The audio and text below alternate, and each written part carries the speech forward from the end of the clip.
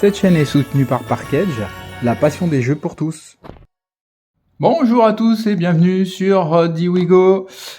On se retrouve pour la dernière vidéo d'ouverture des decks préconstruits Altered. Donc là, comme vous le voyez, nous avons donc Izmir. Et puis donc sur la partie de droite, nous avons Ordis. Les decks préconstruits au-delà des portes. Avec au dos donc quelques informations, notamment vous y retrouverez le contenu. Les decks préconstruits qui vous permettent de jouer directement à Altered. Pour ceux qui connaissent pas, on va ouvrir déjà Izmir. Pour ceux qui ne connaissent pas encore le jeu, c'est un jeu français qui a été fait par la société Equinox, qui est sorti l'année dernière, fin 2024, et qui a fait un super carton. Au point que très rapidement en fait on n'a pas retrouvé en vente les produits parce que rupture de stock, tout le monde les voulait. Et effectivement ça marche très très bien. Il y a de nombreuses compétitions. Il y a le jeu peut se jouer facilement en ligne sur BGA par exemple. Et puis comme il est agréable ce jeu, donc il est à la portée de tout le monde. Alors dans un paquet, qu'est-ce qu'on retrouve ? Je refais le pitch, même si on a déjà fait 2 vidéos et que d'autres sont passés avant moi, mais on retrouve donc les petits jetons qui vont vous permettre de jouer. Donc les jetons héros, les jetons compagnons, le jeton de joueur, de premier joueur, les jetons de +1, +2, etc. Les jetons fugaces, je retrouvais pas le mot la dernière fois, ça c'est les jetons fugaces. Vous verrez dans les règles à quoi sert fugace. Les jetons ancrés. Voilà, les petits jetons, on met ça sur le côté. On retrouve un magnifique poster de la ville principale de cette nouvelle terre d'aventure sur laquelle se déroule l'histoire d'Altered. Et puis au dos, vous avez un playmate qui vous donne les emplacements du jeu pour poser vos cartes, et surtout vous avez un magnifique petit dépliant qui vous explique les règles, comment sont constituées les cartes, qu'est-ce que c'est que les cartes tumulte, les cartes aventure de terrain. Voilà, donc il y a vraiment toutes les explications à l'intérieur. Je rappelle que le jeu se déroule pas en tour, même si on dit on peut considérer que c'est un tour, mais on parle de journée. Il y a plusieurs phases dans ce jeu. Vous avez le matin, l'après-midi, etc. Et à chaque partie de la journée, pourquoi ça s'ouvre pas ? À chaque partie de la journée, vous avez la possibilité, de réaliser certaines actions avec les cartes. Et le but n'est pas de détruire votre adversaire comme les TCG classiques. Le but, c'est que votre compagnon et votre héros ont été séparés au début de l'aventure. Ils sont chacun à un bout du territoire, et le but, c'est de les faire se retrouver avant votre adversaire. Donc la seule chose que vous allez faire, en fait, c'est d'essayer d'aller plus vite que votre adversaire, et surtout de lui mettre des bâtons dans les roues pour éviter qu'il avance avant vous. Voilà, ça, c'est le but global de ce jeu. Je vous rappelle que si vous êtes nouveau joueur et que vous faites des ouvertures filmées, n'oubliez pas de scanner vos cartes avant de diffuser la vidéo. Sinon, il y a des petits malins qui, avec leur téléphone, vont scanner les QR codes qui se trouvent juste ici et qui vont donc capter la valeur numérique de votre carte, ce qui fait que vous n'aurez plus la valeur numérique de la carte, vous n'aurez plus que la valeur physique. Entre vous, si vous jouez à la maison avec des amis, il n'y a pas de souci, c'est pas très très grave. Par contre, si vous voulez jouer en tournoi, votre carte n'est plus valable parce qu'elle sera testée avant le début du tournoi par des juges. Et si vous n'avez pas et la valeur physique et la valeur numérique, malheureusement, la carte n'est pas valable. Donc pensez-y, moi mes cartes sont toutes scannées avant que ça sorte, même si je viens juste d'ouvrir le paquet. Quand la vidéo sera sortie, bien entendu, les cartes seront scannées, et celles que je ne scannerai pas, je cacherai le petit QR code. En l'occurrence, sur les decks, je les scanne toutes, puisque les decks, je vais tous les jouer au moins une fois, donc voilà. Donc c'est parti, on retrouve notre héros, Akesha et Taru. Donc son compagnon c'est Taru, et puis le héros c'est Akesha. Donc voilà, à poser au centre supérieur de votre plateau de jeu, vous le verrez sur la règle, c'est assez simple à comprendre, c'est assez facile, c'est assez Voilà, ça se passe tout seul. Vraiment, on se prend pas la tête sur Altered. C'est vraiment fait pour jouer vite et compréhensible par tout le monde, y compris pour des enfants, si vous voulez jouer avec les enfants. Je l'ai dit, je crois, sur une des premières vidéos. Ce jeu, je l'ai même testé comme ça. Ce jeu, vous pouvez très bien le jouer sans appliquer les textes de synergie des cartes. Vous appliquez simplement le fait de poser, bien sûr, les coups de mana, et puis vous additionnez après les coups de terrain pour savoir qui avance et qui n'avance pas, et vous faites abstraction dans un premier temps des règles qui concernent la synergie des cartes. Et ça reste quand même ludique. Je l'ai testé à plusieurs reprises et ça fonctionne plutôt pas mal. Donc on a un petit zoo. Un petit zoo, c'est une sorte de lapin. Augure Izmir. Alors ça, ce sont les cartes communes. Il y a 3 valeurs de cartes dans Altered. Il y a les communes, il y a les rares et les uniques. Donc les communes, on les remarque par ce petit emblème gris et puis un entourage complètement de l'illustration, un entourage noir comme sur des cartes classiques. Les rares, on va en voir quelques-unes ici. Dans ce deck, il y en a toujours plusieurs dans un deck. Les rares, elles ont un logo bleu et puis elles ont plus d'entourage. L'image est extend, l'illustration est agrandie et enfin les uniques, elles sont toutes dorées, elles sont magnifiques et on en verra certainement sur les ouvertures de display qui suivront cette dernière vidéo de deck. Voilà. Disciple studieux, donc en 3 fois. Alors pourquoi en 3 fois? C'est parce que c'est le maximum que vous pouvez avoir dans un deck. C'est le maximum de fois où une carte peut être avec le même nom et la même faction peut être représentée dans un deck. Vous ne pouvez pas l'avoir plus de 3 fois, quelle que soit la rareté de la carte. Furie du Kraken. Et donc je parlais de coups de mana, donc vous verrez, c'est bien expliqué dans le jeu, mais vous avez 2 types de mana. Celui du haut, c'est quand vous jouez de votre main, quand vous avez votre main comme ça, si vous voulez le poser, il faut payer 2 pour poser la carte. Et puis le second, c'est quand vous avez posé votre carte sur un premier tour, à la fin du jour, elle va dans ce qu'on appelle la réserve. Et pour rejouer cette carte qui est en réserve, il faut payer le deuxième coup qui se trouve juste en dessous. Donc de votre main, c'est celui du haut, et de la réserve, c'est celui du bas. Voilà, c'est assez simple. Un portail de bannissement, ça c'est un sort, c'est indiqué ici. Il y a des sorts, il y a des personnages, il y a des permanents, il y a des repères. Il y a différents types de cartes. La Dame du Lac, elle est très jolie cette carte. Elle est vraiment super jolie. Très intéressante en plus. Donc ouais, 1-1-3 pour 2-2, c'est assez sympa. Elle est focus, vous voyez, sur les lores, sur le côté là. On a la forêt, la montagne et l'eau, dessinée par une goutte d'eau, une petite montagne et puis une feuille. Et c'est ça qui va vous permettre d'additionner et de savoir si vous pouvez avancer sur le terrain en fonction de la couleur de la couleur du terrain sur lequel vous êtes sur la carte de terrain qui se trouve au milieu du jeu. Alice au pays des merveilles. Alice, alors voilà, on arrive sur les rares. Les rares, comme je vous le disais, elles ont une particularité du coup, enfin elles en ont plusieurs. La première, donc il n'y a plus la bordure noire, l'illustration est étendue, c'est un peu plus joli, c'est vrai, en rare. On a le petit logo bleu qui se trouve tout en haut. Et on a des différences. Entre la carte commune et la carte rare. Je le rappelle, toutes les différences qui se situent entre une carte commune et une carte rare vont être réécrites sur la rare de manière orange. Par exemple, ici, vous voyez, elle est 2-2-4, alors que sur la rare, elle prend 1 de plus, elle est 3-3-4. Donc la rare, bien sûr, est plus intéressante pour cette carte-là. Elle est plus intéressante que la commune. Et c'est tout, il n'y a que ça qui change, puisque vous voyez, le texte reste le même.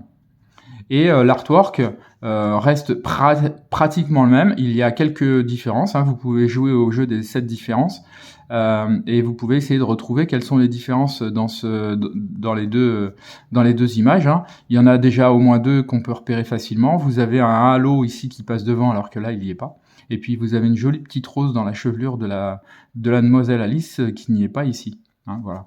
Bon ça c'est quelques particularités sur les cartes rares que vous retrouverez. Et sur les uniques c'est pareil, vous avez toujours des modifications entre les uniques. Les rares et les communes, il y a plusieurs ajouts ou plusieurs modifications. Parfois même, une unique, voire même une rare, peut changer de faction. Hein. La faction peut être complètement différente. Donc vous voyez, Dorothy Gale en rare, elle est complètement différente de celle de commune. La commune fait 5-3, là elle fait 5-5. Hein. Elle a augmenté en coût de réserve. Ces valeurs de Diome sur le côté sont les mêmes, 3-2-2. Ça change pas. Par contre, la synergie, elle change. Ici, la petite main, ça veut dire que quand je joue cette carte depuis ma main, je peux envoyer un personnage ciblé en réserve. En général, on n'envoie pas le sien, hein. On envoie plutôt celui de notre adversaire. Ça le retarde. Alors que sur la rare, vous pouvez envoyer un personnage ciblé en réserve. Ça, c'est le même texte. Sauf que le petit logo, vous voyez, il a changé. C'est plus une main, c'est une flèche. Et la flèche, elle est légèrement orangée, marron, dorée, peu importe, ça change. Et cette petite flèche signifie que vous pouvez jouer cette synergie-là de n'importe où, que ce soit de votre main ou de votre réserve. Donc, si votre carte, vous la faites aller en réserve depuis votre main directement, eh bien, elle pourra quand même avoir sa synergie en sortant de la réserve. Voilà. Sakarabrou, pardon. Sakarabrou. Alors lui, c'est pareil. Hein. Il est très très cher à poser. Il est 7-4, mais il a des grosses stats, 4-4-4. Et il a des stats encore plus intéressantes sur la rare, puisqu'il est 5-5-5. Et sa synergie ne change pas. Hein, les deux synergies se déclenchent quand vous la jouez de la main. Par contre, il en a une de plus. Piochez une carte, défaussez-moi de la réserve pour ça. Donc, vous le défaussez avec ce petit X là. Vous défaussez cette carte-là, vous le mettez de votre réserve dans la défausse, ce qu'on appelle classiquement le cimetière dans les autres TCG, notamment chez Magic. Et vous pouvez piocher une carte. Donc, ça vous permet de ramper. Baba Yaga. Ça m'a assez amusé ce nom, Baba Yaga, parce que là, Baba Yaga, c'est une sorte de sorcière, avec beaucoup d'illustrations très colorées, c'est assez jovial. Et Baba Yaga, si vous connaissez le film, j'ai perdu son nom. Le film... John Wick, ouais, je vais y arriver. Si vous connaissez ce film-là avec Keanu Reeves, Baba Yaga, ça n'a pas du tout la même signification. Ils expliquent que Baba Yaga, c'est le croque-mitaine. Donc c'est assez marrant de voir la différence d'interprétation entre les deux noms. Donc là, vous voyez, hein, c'est les valeurs de Diome qui sont complètement différents. Le reste change pas. Par contre, l'artwork, lui, si vous regardez, il y a plus que cette différence. Hein. Il est vachement joli en rare. Fée des dents. Une fée des dents. Là, on n'a plus de commune associée à la rare. On a directement une rare.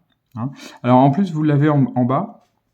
C'est vrai que je l'avais pas précisé. En bas, vous avez l'édition. BTG, c'est Beyond the Gate. Donc, au-delà des portes. Le numéro de la carte, 159, sa position au sein de la collection. Hein. Il y a 204 cartes plus les uniques. R pour rare. Vous aurez C pour commune et F pour transfuge. Les transfuges, c'est des rares qui ont changé de faction. Donc, Fée des dents, elle, c'est une rare. Voilà, par exemple, l'archiviste du monolithe, clairement, c'est un F, donc c'est un transfuge. Il a changé de faction en étant rare. Dans l'autre, il doit être hors 10, si j'ai bonne mémoire. Voilà, donc lui, par contre, il n'a pas du tout de modification de stats vu que c'est un transfuge. Et la dernière rare, la dernière carte de votre deck, 40 cartes, hein, je rappelle, dans un deck, 39 pour jouer, et puis la 40e, c'est votre héros, mais votre héros, lui, vous le jouez pas depuis votre main, ni dans le deck à piocher, hein, il est posé directement au début du jeu, donc réellement, il vous reste 39 cartes à piocher. Et là, c'est pareil, c'est une transfuge, hein, sommeil réparateur. Et enfin, on arrive donc, là c'est fini, on arrive donc au terrain. Ça, ce sont les cartes terrain. Vous avez 3 cartes terrain que vous retournez au début et que vous vous positionnez en haut tout en haut, hein, entre vous et votre adversaire. Elles sont retournées, et puis quand vous avancez, pour savoir sur quelle carte vous allez atterrir, vous retournez votre carte et vous positionnez votre jeton sur la carte retournée, et vous savez quelle est la valeur de points à atteindre pour pour battre votre adversaire et avancer avant lui. Donc là, c'était du bleu sur celle-là. Ici, c'est de la forêt. D'accord. Et puis de chaque côté, donc de ces 3 cartes-là, vous allez positionner vos cartes compagnons et votre carte héros. Et puis vous mettrez au démarrage, vous mettrez chacun vos jetons, hein, sur les petits emplacements qui sont prévus à cet effet. Et derrière, hein, comme vous le voyez, on a ici une représentation du poster qui se trouve au dos du playmat dont je vous parlais tout à l'heure en déballant le paquet. Donc c'est ce dessin-là que vous avez au dos. Et puis si dans les règles c'est expliqué, mais si vous arrivez en même temps à la fin du jeu à équivalence, hein, vous arrivez tous les deux à rassembler votre compagnon et votre héros en même temps, il y a un dernier duel, une dernière journée à jouer, et du coup, la carte compagnon, vous la retournez, et là, vous positionnez chacun votre compagnon et votre héros sur la même carte, et vous devez essayer d'avoir le plus de points possible dans les différentes catégories pour gagner. Et là, vous additionnez toutes les valeurs de terrain de toutes vos cartes que vous allez pouvoir poser sur cette journée supplémentaire. Compagnon, côté expédition compagnon, côté expédition héros, vous additionnez la totalité, et puis c'est celui qui a le score le plus élevé qui finit par gagner la partie. Voilà. Donc j'ai expliqué rapidement, mais il y a beaucoup de règles qui sont déjà bien définies et bien expliquées sur Internet. Sur YouTube, vous en retrouverez beaucoup. Si ça vous intéresse, le jeu, vous les trouverez rapidement. Ça, c'est 2 petites cartes que vous gardez sur le côté au tout début. Hein. Vous le gardez comme d'habitude. Ça, c'est exactement la même chose que pour Magic, quand vous avez des préconstruits. Vous avez toujours des petites cartes comme ça qui vous aident à pas oublier certaines phases. Donc là, c'est pareil. Ça vous donne les explications des logos les plus souvent rencontrés, et puis ce que veut dire les autres logos les moins souvent utilisés, et puis toutes les phases. Hop là, je l'ai loupé. Les 5 phases, matin, midi, après-midi, crépuscule, nuit. Et qu'est-ce qu'on fait pendant ces différentes phases, ces 5 phases? Voilà. Donc ça, vous l'avez sous la main, vous pouvez l'avoir sous les yeux, comme ça vous êtes sûr de ne pas en oublier. Alors, si vous avez fait attention, quand j'ai posé les cartes, là sur le côté, vous voyez, il y a des cartes. Le dos est bleu, hein, ici, alors que les autres cartes que j'ai posées tout au long de mon explication, elles ont une couleur complètement différente. Eh bien, sachez que c'est pour reconnaître les cartes de jeu, des cartes jetons. Comme ça, si vous vous trompez au début de votre tournoi, par exemple, ou de votre jeu à la maison, vous avez inclus des cartes jetons qui ne doivent pas être dans votre deck, et vous le voyez tout de suite parce que elles ont une couleur bleue, vous pouvez les retirer directement. Parce qu'effectivement, on ne joue pas avec les jetons. Les jetons, ils sont posés sur le côté. Vous pouvez en avoir autant que vous voulez, il n'y a pas de souci.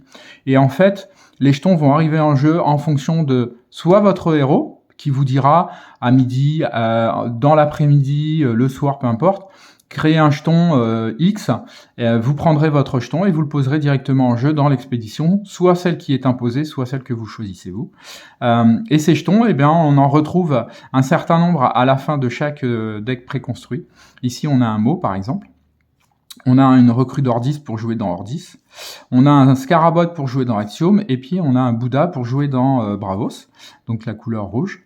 Donc tous ces jetons-là, ils sont, même s'ils sont pas liés à votre héros directement, qui ne crée pas forcément un jeton, vous en aurez besoin si vous changez de deck de jeu ou de faction pour pouvoir jouer. On a un foiler commun. Le foiler commun, je l'ai déjà expliqué, mais je le réexplique rapidement. Vous scannez le petit QR code ici.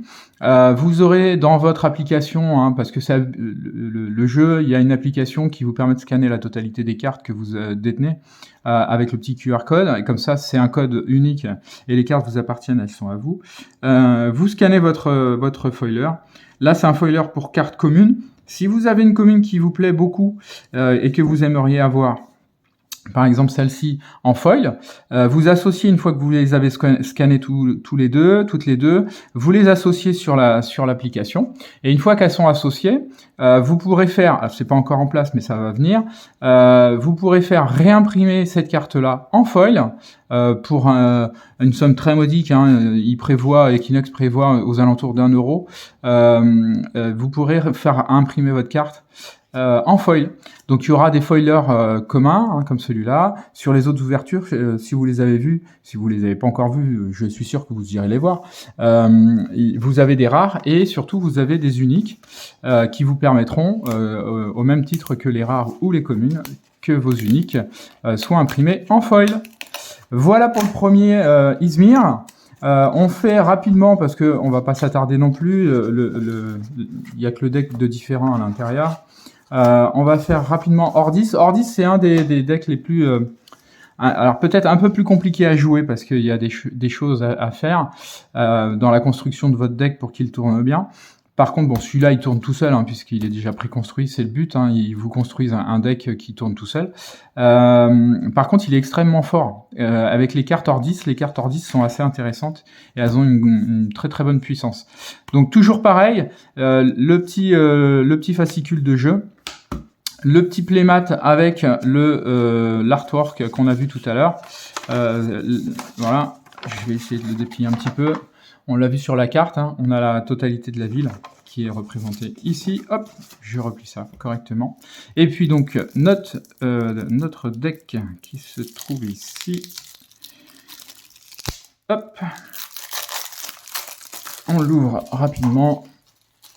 Donc on n'oublie pas, une fois qu'on l'a ouvert, avant de diffuser sa vidéo, si jamais vous faites des vidéos comme moi d'ouverture, n'oubliez pas de scanner vos cartes, ce qui vous évitera de vous faire piquer la numérisation. Sigismar et Wingspan qui sont donc les héros de ce deck.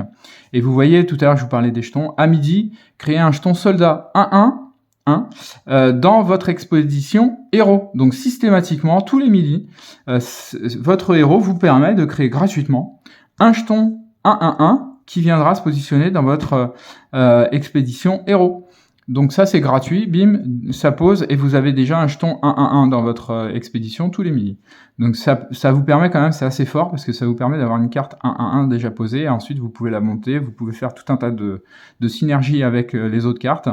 Vous voyez là c'est pareil, vous jouez celle-ci pour 2 et vous créez un jeton 1-1-1 dans mon expédition, dans la même expédition où vous allez poser cette carte-là. Ça veut dire que tour 1, au premier tour, avec le cadet, comme vous avez déjà 3 manas dès le départ, vous pouvez jouer le cadet, vous aurez un soldat 1-1-1 en héros. Si vous posez le cadet en compagnon, vous aurez un compagnon, une expédition compagnon 1-1-0, plus un recrue Ordis 1-1-1, ce qui vous fera déjà une expédition à 2-2-1. Donc vous prenez de l'avance par rapport à votre adversaire qui lui n'aura pas forcément la possibilité de créer tout de suite des points dans les expéditions. Le roi grenouille, alors il est en commune, je crois qu'on doit l'avoir en rare. Ah non, il est peut-être pas en rare dans Ordis. On va voir ça tout à l'heure. Je sais qu'il y est sur une autre faction, mais voilà, le roi grenouille. Il est très intéressant parce qu'il est pas très cher, mais il fait 3-3 et notamment 3 sur l'eau, ce qui est assez intéressant. C'est une grosse stat. Gardien Ordis. On a un chargé. Chargé, c'est un sort qui est très intéressant. Il a fugace. Alors tous les sorts ont fugace, presque. Vous le jouez. C'est un sort, c'est un peu comme un éphémère sur Magic. Vous le jouez, vous appliquez ce qu'il fait, et une fois que vous l'avez appliqué, Fugace, ça envoie directement dans la défausse. Donc il part directement au cimetière, ce qu'on appelle la défausse sur Altered. Les personnages que vous contrôlez gagnent un boost, et un boost c'est 1-1-1. Donc quand vous jouez cette carte-là, tous les personnages que vous auriez posés sur vos expéditions gagnent tous 1-1-1. En plus. Donc vous voyez, ça peut permettre de gonfler très rapidement vos stats pour remporter l'expédition et avancer vos jetons d'un côté ou de l'autre, voire des fois des deux.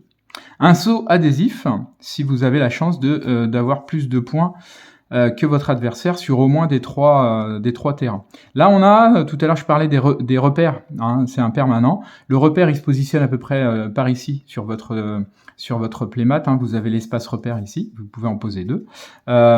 Ils restent en jeu, une fois que vous les avez payés, ils sont assez chers, donc c'est pour ça qu'ils sont permanents.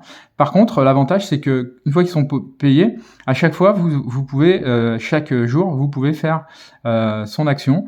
Lorsqu'un personnage rejoint vos expéditions, il gagne un boost. Donc là, ce repère-là, à chaque fois que vous allez poser un personnage dans une expédition, il gagnera un boost 1-1-1 à chaque fois. Donc si vous en posez 2, eh ben, tous vos personnages, à chaque fois que vous allez poser, ils seront d'office déjà 2-2-2. Donc plus leur stat de cartes à eux, vous pouvez avoir tout de suite sur la table des 3-3-3, 4-4-4, 5-5-5, 6-6-6, peu importe. Ça peut aller assez vite. Un autre permanent repère que vous pouvez additionner avec un de ceux qu'on a vu juste avant. À midi, créez un jeton 1-1-1 dans votre expédition compagnon. Et celui-là, il est complémentaire, puisque celui-là, il crée un jeton chez le héros. Ce repère-là, vous créez un jeton chez votre compagnon, et il coûte que 3. Donc ça veut dire que si vous posez ça au premier tour, si vous avez la chance de le tirer, vous le posez, vous pouvez sortir à midi un jeton 1-1-1 en héros, un jeton 1-1-1 en compagnon, et tous les midis, vous aurez un jeton 1-1-1 qui viendra se créer systématiquement de chaque côté. C'est pour ça que cette faction Ordis est très forte, parce que ça, plus associé aux cartes qu'on a vues juste avant, où vous avez les synergies de booster les stats, c'est assez compliqué à gérer en face, hein. Il faut les bonnes cartes. On arrive sur les communes et les rares associés à leurs rares. Donc, je vous rappelle, 3 cartes identiques. Donc là, qu'est-ce qui change? C'est pas les valeurs du haut, l'artwork. Je reviens pas dessus. Ici, on a un personnage, alors que là, la porte est quasiment fermée. On a une plume. Je sais pas ce que c'est un papier qui s'envole ici. Qu'est-ce qu'on a d'autre? La natte, alors que là, elle a les cheveux défaits. Bref, un artwork complètement différent, assez joli. Les artworks sont toutes des éditions originales. C'est des illustrations, elles sont vraiment sympas. Le saboté, c'est la même chose. Saboté, c'est défaussez-vous jusqu'à une carte d'une réserve. Alors, c'est pas défaussez-vous, pardon, c'est défausser jusqu'à une carte d'une réserve. Ça veut dire que quand vous sabotez, vous pouvez, si votre adversaire a une superbe carte en réserve qui vous a fait mal au premier tour quand il l'a posée, vous pouvez jouer ça, et en sabotant, sa carte part à la défausse, il pourra plus la rejouer. Et en plus, elle a, quand vous la jouez de la main, créez un jeton 1-1-1 recrue dans l'expédition où vous posez l'espionne. Donc vous voyez, Ordis, il est vraiment fait pour jouer rapidement et avoir beaucoup de petits jetons 1-1-1 sur la table. Donc ça peut être très vite casse-pied d'en avoir autant. C'est presque un deck aggro pour ceux qui connaissent ce terme-là dans Magic, où on crée plein de petites bêtes très casse-pied. Une troupière Ordis. Là, elle est toute seule, et là, elle a tous ses compagnons de troupe derrière. Sinon, ce qui change, c'est pour la même valeur, 1-1, elle n'est pas très chère. Les stats augmentent au niveau des diomes, et ça, c'est intéressant parce que elle passe de 1-1-1 à 1-2-2, et ça, c'est pas négligeable. Surtout avec le nombre de boosts que vous avez à l'intérieur. Jeanne d'Arc, qui est très intéressante aussi, c'est une très bonne carte, un peu plus chère en rare. Par contre, elle vous crée 2 jetons. À la place d'un seul jeton, elle vous crée 2 jetons lorsqu'elle quitte la zone. Donc dès qu'elle est plus, elle part de la réserve, vous la remettez en jeu, elle finit le soir, elle finit dans la défausse, et au moment où elle s'en va, bim, vous créez 2 jetons. Donc le tour d'après, vous êtes sûr d'avoir 4 jetons. Si vous avez 2 jetons avec votre Jeanne d'Arc, un jeton avec votre Sigismar, et si vous avez pu poser un repère, vous commencez la partie avec le nouveau jour, avec 4 jetons, possiblement. Voilà, donc là, ici, il n'y a pas grand-chose qui change, hormis l'artwork. Je gagne 3 boosts au lieu d'en gagner que 2. Voilà, donc ça, c'est quand ça arrive de n'importe où, la main ou la réserve. Le scribe runique du monolithe, 2-2-2 pour 2. Ça, c'est une très bonne carte aussi, qui est un peu moins forte sur la rare, mais qui a une synergie. Quand vous la jouez de la main, si vous contrôlez un jeton, ce qui est le cas avec ce jeu Sigismar, vous ravitaillez. Ravitaillez, c'est-à-dire que vous prenez la première carte du deck, qui sera sur le côté carte à l'envers, et vous la mettez directement en réserve. Ce qui vous permettra, si c'est une très bonne carte et que vous attendiez éventuellement pour vous sortir d'un mauvais pas, de pouvoir jouer son coup de mana de réserve et de la poser directement en jeu sans passer par la main. Créer 4 jetons soldats 1-1-1 recrue hors 10, ça c'est ouvrir les portes. C'est assez sympa. Le Ratatosk, si vous avez regardé les deux premières vidéos, vous verrez que le Ratatosk, il est pas dans cette faction. Normalement, il est en Bravos. Et en rare, il est en Nordis. Et en plus, il a une modification dans ses stats, dans sa synergie. Quand il vient de la main, vous créez 2 jetons Ordis 1-1-1 dans l'expédition où vous posez le Ratatosk. Ça veut dire que quand il vient de la main, pour 1, vous allez avoir 3 cartes 1-1-1 posées du même côté. Donc voilà, là c'est vous empiétez bien sur le terrain sur lequel vous jouez. Et enfin la mécanicienne de fonderie, la rare, bleue, il n'y a pas le halo noir autour, comme d'habitude. Elle est 1-1 pour 1-1-2. Elle n'a pas de synergie d'arrivée. Par contre, elle a une synergie de défausse depuis la réserve. Le prochain permanent que vous jouez, ce tour, coûte 1 de moins. Donc si vous avez une grosse carte et plus assez de mana ou vous en manquez un, ça peut vous aider. Les cartes tumulte et les cartes héros et compagnons, les cartes donc terrain plus les cartes de départ, on les a vues tout à l'heure. Les petits jetons, comme d'habitude, pour garder sous la main pour savoir où on en est. Et puis, vous voyez ici, on a beaucoup plus de jetons hors 10, parce que vous l'avez bien compris, avec les cartes qu'on a passées, vous créez beaucoup de jetons hors 10, de jetons recrues, donc il vous en faut un certain nombre sur le côté, si vous en avez pas assez, il y en a d'autres dans les autres paquets, on l'a vu tout à l'heure, donc vous pouvez vous en servir. Un Scarabot, un mot, et puis on a encore un foiler commun. Une chose aussi à savoir, c'est que si vous n'avez pas assez de petits jetons recrues hors 10, c'est pas très grave. Vous pouvez très bien prendre ces cartes-là et les mettre à l'envers et expliquer à votre adversaire. Comme c'est un jeu plutôt fun et sympa, les adversaires sont pas. Alors il y a des casse-pieds, c'est comme partout, mais sont généralement plus cool. Vous les retournez et vous lui expliquez que c'est ça qui fait office de recrue 1-1-1. Il n'y a pas de souci, ça se passe très bien. Parfois même sur des tournois ou des petites compétitions magasins ou des choses comme ça où il n'y a pas de... Voilà, c'est juste pour le plaisir de jouer avec quelqu'un. Vous pouvez même poser une carte, vous apercevoir que vous avez fait une bêtise. Vous l'avez posée en compagnon, en expédition compagnon, alors que vous vouliez la poser en expédition héros, vous l'expliquez à votre adversaire. Est-ce que je peux la changer parce que je me suis trompé, je l'avais calculé là et je l'ai posé du mauvais côté. Il vous dira oui, parce que le but c'est vraiment pas de gagner à tout point, bien sûr que si, parce que c'est plus marrant, enfin c'est le but de tous les jeux, mais il y a une certaine convivialité dans ce jeu qu'on retrouve pas forcément, l'esprit est pas forcément le même sur les autres. Magic notamment, puisque en participant à plusieurs tournois Magic, ça a dû déjà vous arriver, où vous vous trompez, et si vous demandez à votre adversaire, il sera pas d'accord que vous fassiez autrement. Sauf en AP. En AP, c'est hyper détendu, c'est pour le fun, donc en AP, en général, ça se passe plutôt bien. Voilà, on a fini pour cette vidéo. J'espère que cette nouvelle vidéo, et puis celles qui vont arriver après pour les displays, vont vous plaire et vous inciter à aller sur ce jeu. Altered est vraiment un très bon jeu. C'est un jeu français. Je le rappelle, c'est vraiment français 100%. Donc n'hésitez pas, si vous voyez qu'il y a un petit intérêt, ne serait-ce que pour les illustrations, la dynamique du jeu, etc., n'hésitez pas. Index, c'est 15 €. Alors, c'est pas que c'est pas cher. 15 €, ça reste 15 €. Mais ça reste hyper accessible. C'est le prix d'un jeu de société. C'est ce que c'est un jeu de société, même si c'est avec des cartes. Donc 15 € pour un deck préconstruit, et vous achetez 2 decks et vous pouvez jouer tout de suite à 2. Donc c'est assez sympa. Vous passez des petits moments sympas. C'est un tour, enfin une partie complète en général, c'est une vingtaine de minutes quand tout se passe bien. Donc c'est pas long, c'est amusant. Vous pouvez vous échanger ensuite. Moi je suis Ordis et puis la fois d'après je suis Mouna ou autre chose. Donc c'est assez cool. Voilà. Je vous remercie encore d'avoir regardé. Merci pour le soutien. N'hésitez pas à vous abonner et à mettre un petit pouce et des commentaires si vous le souhaitez. Et je vous dis à très vite.